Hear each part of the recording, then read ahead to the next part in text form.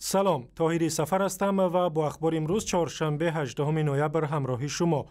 شورای فدراسیا پالاتای بالای پارلمان روسیه گفت که جریان تفتیش قضیه مرگ بحث برانگیز طفل نوزاد تاجیک عمرعلی نظروف را زیر نظارت گرفته است. در جلسه پالاتای بالای پارلمان روسیه یلنا میزولینا نماینده شورای فدراسیا گفت برای تحقیق مرگ طفل 5 ساله که ماموران پلیس او را از مادرش جدا کردند به کمیته تحقیقات و دادستانی کلی روسیه درخواست فرستاده است. اول اینکه کودک را با بهانه حق اقامت نداشتن مادرش از او گرفتند.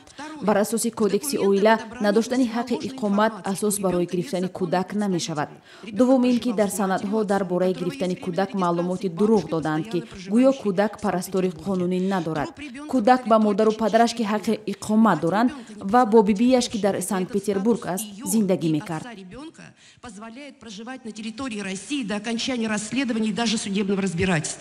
نیمه‌های ماه اکتبر زرینه یونوسووا ساکن ناحیه فیض‌آباد را ماموران میلیسه شهر سنت پتربورگ برای رعایت نکردن قاعده‌های اقامت در روسیه دستگیر و پسر نوزادش را از او جدا کردند.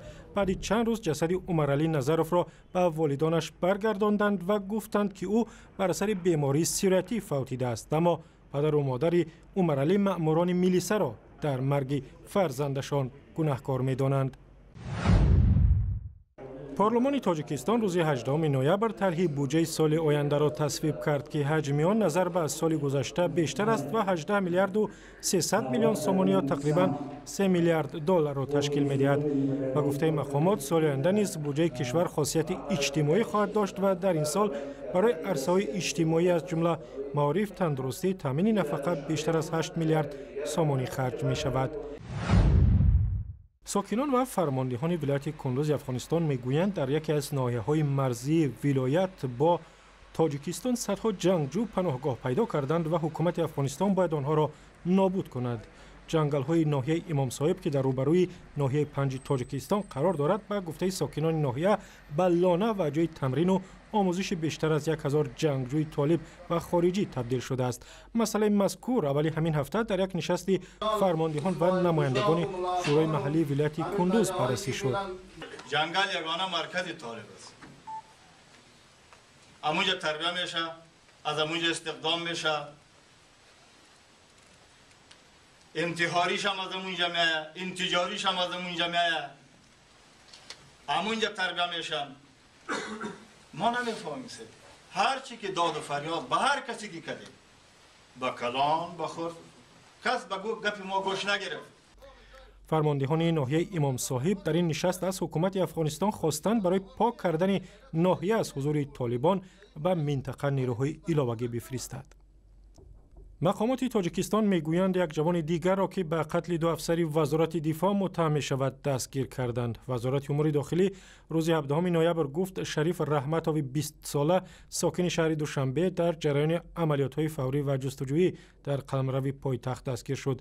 روز پیشتر از این مقامات امیدجان امراخان یک متهم دیگر به قتل کارمندان کمیسریت نظامی ناحیه سینای شهر دوشنبه را نشان دادند که میگفت 4 افسر را با کار زده است.